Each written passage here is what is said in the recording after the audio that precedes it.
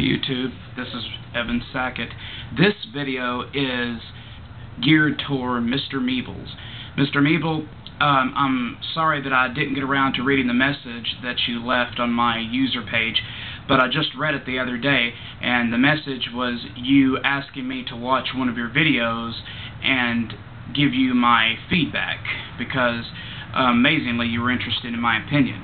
Mr. Meebles, I just wanted you to know that that was an outrageous video. It was amazing. The music really caught my eye. It was industrialist music that seemed to have a deep unspoken meaning, and sometimes we hear songs and we may not necessarily understand the lyrics, but we feel what the song means. We don't understand what it means, but we feel what it means.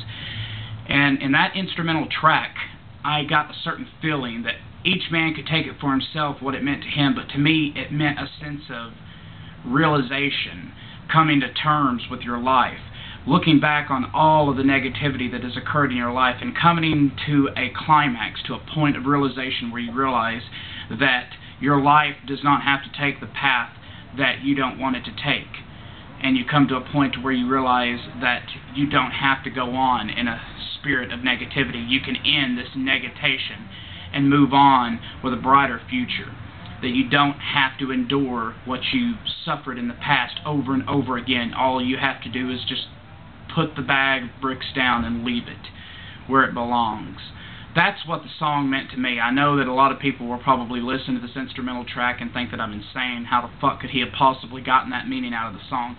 But songs for me are not something that I hear. I feel them. I feel what they mean.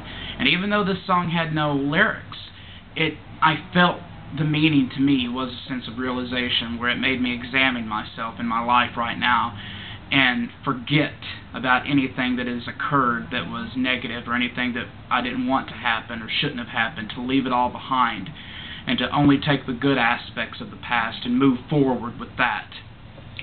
So many of us live in depression, we live in longing, we live in desperation, we go to bed, we wake up, go to work, we live in agony. And you know, I used to think that I was the only one having to get up and go work a 9-to-5 job that I hated because I had to pay my rent, because I had to pay my car payment, and I was thinking, why am I working to keep living on in misery? You know, I mean, I don't want this existence. And then I took a look around me and I realized everyone's playing the same game. I mean, everyone is so individual, but everyone's in their own worlds. Even though we are all fundamentally the same, we are so vast and different. It's almost like train tracks that intersect and intercross and are parallel and non-parallel. I mean, everyone is on their track, on their train, going in their direction. The people you pass on the street every day, the people you work with, they're going one parallel, you're going another. Your lives intertwine, intersect, but you guys are going in completely different directions. You have different dreams, different perceptions, different beliefs, different religions. Everything is vastly different. But for that one moment in time when you came in contact with that person, your lives intercepted. Just like walking past someone down the street in New York City. You may have never seen a particular person. You may not even have noticed that person, but for all you know, that person was a serial killer or had witnessed a murder or whatever. And for that one moment in time, your lives crossed. They intercepted. They came in contact for that one period of time. And then it was over. You went on your parallel, they went on their parallel. But getting back to the point, it made me realize, just in listening to that song, Mr. Meebles, that I don't have to live in negativity, that I can choose my destiny. And it's not the easiest thing to realize, because sometimes we make mistakes in the past that are very difficult to fix.